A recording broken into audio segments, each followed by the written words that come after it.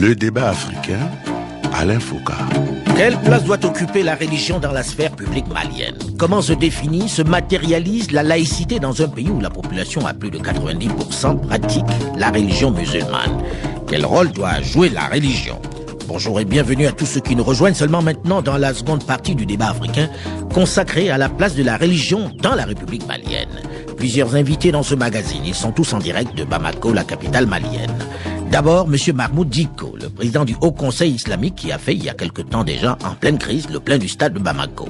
Second invité de ce plateau, Tierno Amadou Oumar As Diallo, le ministre délégué aux affaires religieuses. Maître Mokhtar Mariko, le président de l'Association malienne des droits de l'homme, est également au téléphone à Bamako. Dernier invité de ce plateau, et pas des moindres, l'abbé Edmond Dembélé, le secrétaire général de la conférence épiscopale du Mali. Il représente ici en gros la minorité catholique. Dans la première partie de ce magazine, nous avons évoqué le rôle, la part du religieux dans la sphère publique. Et on se trouve confronté à la définition même de la notion de laïcité dans la société malienne. J'ai envie de poser la question au ministre de savoir comment se définit la laïcité dans la République du Mali. Est-ce la même qu'ailleurs, avec une séparation rigide entre le religieux et le politique? Écoutez, la laïcité, c'est cela. La séparation du religieux et de la chose politique. Alors, ce que je voudrais, M. Foucault, que nous comprenions, je ne suis pas de ceux-là qui sont prêts à nier leur croyance, leur personnalité. Ce qui fait ma personne, ce n'est pas par des principes réglementaires écrits que cela s'en va. En soi, il y a ma foi. En soi, Monsieur le ministre, quand on vous entend parler, excusez-moi, quand on vous entend parler, oui, on a l'impression qu'ailleurs, dans les pays laïcs, les gens ne sont pas croyants, n'ont pas de foi. Non, mais c'est cela, plutôt, monsieur Foucault, vous partez dans un pays comme la Belgique, elle est une nation chrétienne, mais toutes les religions sont respectées. L'une des grandes maisons de la scientologie, c'est à Bruxelles. Alors, donc, quoi le problème? Est-ce qu'elle influe sur le politique? Non, monsieur Foucault, quand le Mali est un pays laïque, majoritairement musulman, chrétien et animiste, se prend en charge comme tel et exprime ce qui fait son identité socio-religieuse. Je ne vois pas en quoi cela peut vous faire peur. Je ne vois pas. Moi, en fait, je crois que l'une des chances de ce pays, c'est cela, où vous avez des mariages mixtes, chrétiens musulmans. On a eu un roi qui n'était pas musulman. Oui, mais dans le même temps, on a vu une menace. On a vu une menace dans le nord et dans quelques pays de la sous-région de l'instauration de la charia, qui interpelle sur le rôle que doit jouer le religieux dans un État, sur le rôle que doit prendre le religieux, sur la menace que peut faire peser une religion sur la sphère publique, sur le laïc. Alors, est-ce que cela n'interpelle pas Mahmoud Dicko, par exemple? J'aimerais vraiment, M. Alain, vous rappeler que la plus grande démocratie à travers le monde aujourd'hui, c'est l'Amérique. D'abord, le lobby juif qui est là-bas s'intéresse aux élections. Aucun président ne peut être élu sans leur approbation. Et que là-bas, le président de la République jure sur la Bible. Mais est-ce que ce n'est pas un pays laïque? Ça, c'est un. Et puis, de deux, ce qui s'est passé dans le nord du Mali n'est pas l'islam du Mali. Il faut vraiment qu'on se dise cette vérité. Ce n'est pas l'islam du Mali, ce qui s'est passé dans le nord. Oui, mais cet islam gagne une partie du Mali. Hein. Cet islam gagne une partie du Mali. Il y a quelque temps encore, on retrouvait des wahhabites qui étaient à Bamako. Non, monsieur Alain Foucault, j'ai beaucoup de respect pour vous, mais je sais que vous êtes en train d'avancer des choses qui ne sont pas du tout exactes. Vous savez, ça n'a rien à voir. Ce qui se passe dans le nord du Mali, ce qui s'est passé dans le nord du Mali n'a rien à voir avec l'islam du Mali. Je l'affirme encore parce que ce n'est pas vrai. On est en train d'instrumentaliser des choses, on dit des choses, mais ce n'est pas la vérité. Le Mali, le problème qui s'est posé ici est un problème de gouvernance et point. Il y a eu une mauvaise gouvernance qui a livré le pays au tout venant et les gens se sont installés royalement, qui sont venus de nulle part et de tout part pour venir vraiment faire ce qui s'est passé au Mali. Ça n'a pas ça n'a lien avec l'islam du Mali. Alors, comment vous définissez-vous la République du Mali? Est-ce une nation laïque et quel est le type de laïcité? La République du Mali est république démocratique, république laïque. Et nous respectons cette laïcité, cette république, cette démocratie. Mais quand même, nous sommes des gens aussi nous avons des valeurs, nous avons des valeurs sociétales, identitaires, religieuses, qui sont les supports de notre société qu'on ne peut pas ignorer. Vous ne pouvez pas nous occidentaliser en voulant vraiment nous confiner dans des théories qui font de nous, si on n'est pas des occidentaux, on n'est pas des laïcs. Ah non, je suis désolé, M. Alain. Donc pour vous, aujourd'hui, au Mali, on reste laïque même si un imam est capable de faire nommer des ministres? Mais aucun imam n'a nommé des ministres. Les ministres sont nommés par le président de la République. Sous l'influence quelquefois ou des propositions de certains chefs religieux, non? Je suis désolé. Moi, je vais vous dire que c'est même l'insulte pour le peuple malien. Et penser que c'est un individu ou des groupes d'individus qui ont élu le président de la République. Il a été plébiscité par le peuple malien. Si ce peuple-là est majoritairement musulman, alors je ne vois pas en quoi cela était mal. Je suis désolé. L'abbé Edmond Dembélé, une réaction à cela. Pour vous, c'est ça la laïcité et pour vous, ça fonctionne bien?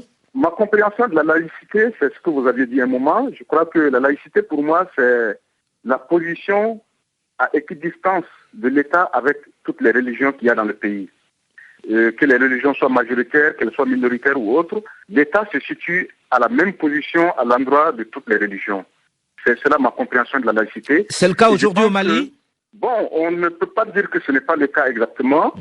Et ce qui est important, c'est que l'État aussi, c'est vrai, nous sommes en Afrique, a besoin d'entendre la voix des religieux. Parce que nous savons, comme l'a dit Maître Marico tout à l'heure, les religieux occupent une grande place dans la société et ils sont souvent les porte-voix de cette société. Alors, s'ils peuvent parler de la politique pour aider l'État dans son fonctionnement, je crois que c'est une bonne chose. Mais comme je l'ai dit à un moment donné, si le religieux s'implique trop dans la politique et commence par agir en homme politique, effectivement, cela peut constituer un danger. Et c'est de cela que nous avons peut-être un peu peur aujourd'hui pour notre pays. Monsieur Mahmoud Dicko, lorsque vous écoutez parler de menaces qui pèsent sur un État en raison de l'intrusion du religieux dans le politique, quelle réaction? Est-ce que ça n'existe pas? Est-ce qu'il n'y a pas une menace qui peut ne pas être musulmane ou islamique? Je ne pense pas, en tout cas pour le cas du Mali, je ne vois aucune menace, ça c'est un. Et d'autre part, je pense qu'il n'y a pas de modèle standard où tout le monde doit comprendre la laïcité ou le fonctionnement de l'État de la même manière. C'est vrai qu'il y a une façon universelle de conduire les États, mais chaque État a ses spécificités, a ses réalités réelles. La France est un État qui a des fondements judéo-chrétiens que personne ne peut nier. C'est pas parce qu'il est laïque que cette réalité, on va le gommer. Non, je pense vraiment que, en tout cas au Mali, je ne pense pas aujourd'hui que nous puissions parler d'une menace sur la République, parce que tout simplement, il y a un imam qui a parlé par là, ou bien un prêcheur qui a dénoncé l'histoire de corruption, en tout cas, ou d'une mauvaise gouvernance quelconque dans le pays. Je ne pense pas que cela soit une menace. Mais lorsque vous voyez tout ce monde dans un stade où vous les réunissez, qui vous saluent, qui vous idolâtrent quasiment, est-ce que ça ne vous donne pas des idées? Est-ce que vous vous dites pas pourquoi ne pas prendre le pouvoir pendant qu'on y est? Non. Je suis content que ça vous fasse rire. Ça ne peut pas me donner des idées. Je pense réellement que je sais ce que je dois faire et je sais mon rôle. Je pense réellement que si je dois rendre service à mon peuple, c'est d'abord faire en sorte qu'ils soient enracinés dans une démocratie réelle, où tout le monde vraiment peut trouver sa part. Je n'y pense pas et je ne pense pas qu'il y ait un religieux dans ce pays qui pense de la sorte. Non, ça n'existe pas. Au contraire, nous sommes des sentinelles et nous resterons des sentinelles pour vraiment qu'il y ait une bonne démocratie dans notre pays. Monsieur le ministre, lorsque vous écoutez Monsieur Mahmoud Dicko, l'imam, et d'autres religieux, est-ce que vous vous sentez pas un peu fragile face à eux si aujourd'hui il y avait une velléité chez eux d'entrer dans la sphère politique de façon claire et nette? Est-ce que vous avez des armes contre eux qui sont si forts? Monsieur Foka, moi, je crois que ce qu'il y a comme problème, c'est quelle lecture vous faites de l'islam. Non pas seulement de l'islam. Pas que de l'islam, hein, pas que de l'islam, attention. Non, c'est ce que je dis, même pas seulement de l'islam, mais des religions, c'est-à-dire du peuple malien. Nous sommes les creuseurs de toutes les civilisations. Je vous l'ai dit, on a eu des rois animistes qui ont construit des mosquées pour leurs mères. Et dans les familles, vous avez des mariages mixtes. Nos amis, il n'y a pas de ce problème. Nous sommes un peuple. Nous sommes une nation. Alors donc, et cette menace dont vous parlez du Nord, mais monsieur le ministre, vous avez bien vu, monsieur le ministre, vous avez bien vu le pays coupé en deux avec la charia quand même proclamée dans le nord du pays. Ça n'est pas rien. Parce que nous avons été envahis par des gens qui étaient mieux équipés, plus équipés. Mais ce n'est pas parce qu'une partie de ce peuple avait voulu rester dans le nord et l'autre au sud. Au contraire, l'islam au Mali a donné la meilleure leçon. Et non pas seulement l'islam, les religions monothéistes au Mali ont donné la meilleure leçon de ce que doit être une religion. Libérer un peuple.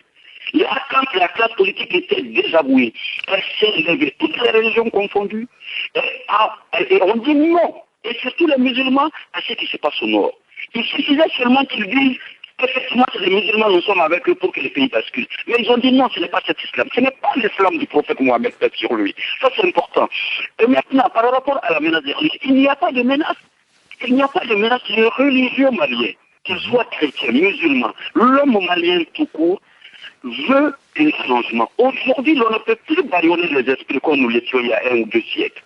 Et donc, pour cela, moi, je pense en tant que ministre des Religions, et c'est une chance pour moi aujourd'hui de pouvoir parler avec ce monde et de voir qu'elle a une vision du monde qui me permet de faire des analyses et des études comparées. Et donc, je ne vois pas en cela en quoi une peur peut venir. Monsieur Foucault, mais vous oubliez que la partie de l'Alsace-Lorraine de la France est sous le concordat germanique. Ça n'entame pas la laïcité de l'État français. Alors donc, je ne vois pas d'inquiétude. Il n'y a pas, ma foi, de menace à la maison. Ça n'y est pas. Les Maliens vivent leur foi dans la totale tolérance des religionnaires. Et ensuite, le fait que vous ayez souvent des hommes, des responsables leaders religieux qui font des choix, mais c'est la chose la plus argumentée par eux, parce qu'en fait, il s'agit pour eux désormais de participer à cette renaissance d'un Mali respectueux. Alors vous savez très bien que certains ont utilisé la religion pour s'installer dans certaines régions de l'Afrique. On écoute pas mal le religieux dans les discours de tous ces islamistes qui se baladent. Alors, Maître Mokhtar Mariko, est-ce que vous pensez que ça peut être une petite fenêtre pour un certain nombre de personnes pour déstabiliser à nouveau le Mali? Bon, comme l'imam Mahmoud Diko l'a dit, ce n'était pas des religieux au vrai sens de l'islam du prophète Mohammed, paix et salut soit sur lui. En fait, c'est des obscurantistes qui sont venus, et s'il vous plaît, tout ce que ces gens-là interdisaient, c'est ce qu'ils faisaient. Donc, c'est pour vous dire que présentement au Mali... Mais ils ont bien utilisé la fibre religieuse pour pouvoir entrer dans les maisons des uns et des autres. Exactement. Ils l'ont utilisé, mais on a découvert qu'effectivement, ce n'étaient pas des musulmans, ce n'étaient pas des vrais musulmans. Ils étaient venus occuper le nord du Mali pour faire de leur commerce et non pour appliquer la religion, parce que la religion existait déjà là-bas. Et la tolérance existait déjà à Tombouctou, parce qu'il y avait beaucoup d'églises à Tombouctou. Tombouctou, la mystérieuse, où il y a 333 saints. Donc, c'est pour vous dire que au Mali, ça va être extrêmement difficile que ces courants puissent avoir droit de citer chez nous. C'est ce que disait à l'instant Mahmoud Diko en disant que la force, ou plutôt le ministre en disant que la force du Mali a été de résister à cette poussée-là. Mais peut-elle résister assez longtemps, surtout s'il y a beaucoup d'argent en plus à la clé, parce que ceux qui arrivent construisent des écoles, construisent des dispensaires, etc., etc. Exactement, c'est ça le problème. Le problème avec certains jeunes du Nord, c'est ça, parce qu'ils étaient désœuvrés. Et quand l'État avait quitté le Nord du Mali, ils sont rentrés dans les familles pour acheter la conscience de ces jeunes-là. Donc, c'est pour vous dire que cette population au nord du Mali, à présent, parce que je suis le coordinateur de la CENI là-bas, n'est pas encore à l'abri de ce genre de commerce. Parce que je dis ça commerce parce que ce n'est pas une religion. C'est pour vous dire aussi que si d'aventure l'État malien ne pratiquait pas une politique d'emploi au niveau de ces zones-là, ces gens, ces obscurantistes risquent encore de revenir. L'abbé Edmond Dembélé, dans ce nord, justement, des églises ont été fermées, certaines ont été pillées. Lorsque vous regardez, vous écoutez tout ce qu'on vient de dire, on dit qu'il n'y a pas de menace islamiste parce que de l'extérieur, on a cette impression, en tout cas c'est ce qui est écrit partout. Est-ce que vous avez l'impression que cette menace pèse vraiment sur le Mali? L'arrivée des religions d'ailleurs qui viendraient finalement rentrer dans la sphère politique et influer tout, changer tout, même dans les mentalités des Maliens. Monsieur Foucault, au sud, je ne peux pas dire qu'il y a une grande menace. Mais ce qui s'est passé au nord nous a beaucoup inquiétés. Parce que pour nous qui sommes une minorité, comme vous l'avez dit au début de l'émission, imaginez que si donc ces occupants avaient pu franchir la barrière de Mopti et qu'ils étaient parvenus à entrer au sud, et que serait devenu le Mali aujourd'hui, et que serait devenu donc cette minorité qui est là aujourd'hui au Mali. Alors, M. Marmo Dicko, est-ce que vous n'avez pas eu peur tout de même de cet islam qui prenait le pouvoir et qui imposait cette charia? En réalité, cet islam ne pouvait pas prendre le pouvoir. Vous savez, il y a un vide. Il n'y avait personne. C'est des gens qui erraient, qui étaient là avec la fusil et qui imposent aux gens ce qu'ils veulent. C'est pas un pouvoir, cela. Non, on ne peut pas appeler ça un pouvoir. En réalité, ça n'a rien d'un pouvoir. Et puis, c'est des gens qui sont venus de nulle part. Tout simplement parce qu'il y avait un espace vide qui est là. Il y avait plus rien, il n'y a pas l'administration, il n'y a pas l'armée, il y avait personne. Mais ils auraient pu s'installer aux affaires au Mali. Si on les avait pas arrêtés un peu plus haut, peut-être qu'ils seraient à Bamako aujourd'hui et l'on parlerait de charia et ce serait la leur qui s'imposerait. Vous pensez que le peuple malien va rester passé ceux du Nord ont bien été écrasés. Le peuple malien, dans sa totalité, ne peut pas être soumis à ce diktat. Je suis convaincu de cela. Qui aurait pu penser que le Nord serait soumis à ce diktat et que certains se plieraient, seraient même partisans de cette... Chaque fois qu'il y a une mauvaise gouvernance, le peuple peut être soumis à tout. Tout cela, en réalité, est dit à cette mauvaise gouvernance qui n'a pas permis à nos forces de sécurité de défendre le Mali. C'est ça le problème. Secondo, il y a aussi une chose qu'il ne faut pas cultiver dans le pays. Il ne faut pas penser que dès que les gens ils sont musulmans ou bien ils sont d'obéissance, je ne sais pas, wahhabites ou non wahhabites, qu'ils doivent être là en marge de la société, ils ne doivent même pas parler, on ne doit même pas les voir. Il faut éviter cela. Nous avons une société tolérante, une société interdépendante où nous sommes tous les mêmes, nous vivons ensemble.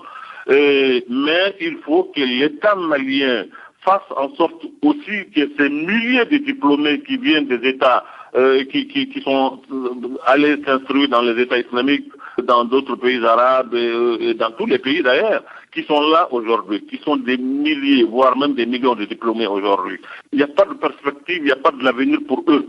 Non seulement ils ne peuvent pas, ils n'ont pas d'emploi, mais ceux-là qui se reconvertissent pour devenir des prêcheurs, s'ils parlent de l'État, on dit que c'est des imams ou c'est des prêcheurs qui sont en train de faire irruption dans la scène politique. Non, je crois que c'est un problème qu'il faut voir en face. Vous avez des milliers, voire des millions de jeunes gens aujourd'hui qui sont des diplômés, qui sont là, qui ne voient pas, il n'y a rien à l'horizon pour eux. Il a suffi qu'on crée un seul ministère chargé des affaires religieuses pour voir tellement ces problèmes-là, et ça crée des tollés, tout le monde a parlé, non, c'est les religieux maintenant qui ont de l'influence. Non, il y a des problèmes réels dans le pays, on doit voir ces problèmes-là en face et trouver une solution à cela. Tant qu'on continue à marginaliser une partie des citoyens, à croire qu'eux n'ont pas droit à parler de la chose publique ou de l'État, eh bien, on crée des frustrations et c'est ce qu'il faut éviter. On risque pas de vous retrouver bientôt dans la politique? Vous ne serez pas bientôt candidat par hasard?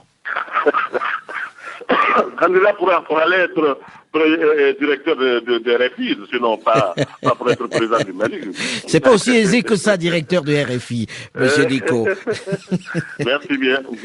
Merci monsieur d'avoir accepté de participer à ce magazine. Merci à vous. Merci. Le temps était court, c'est vrai, on aurait pu en parler, mais au moins vous avez parlé de l'islam tel que vous le voyez là-bas et de la menace ou pas sur la sphère publique. Merci monsieur. Le débat africain s'est terminé pour aujourd'hui. Delphine Michaud, Olivier Raoul et Alain Foucault, nous vous donnons rendez-vous la semaine prochaine, même heure, même fréquence pour un autre débat africain. Mais vous pouvez nous réécouter sur le site de RFI et nous écrire sur la page Facebook de l'émission. Dans un instant, une nouvelle édition du journal sur RFI. À très vite. Ce magazine vous a été proposé par le groupe NSIA Assurance et Banque, présent dans 12 pays d'Afrique subsaharienne.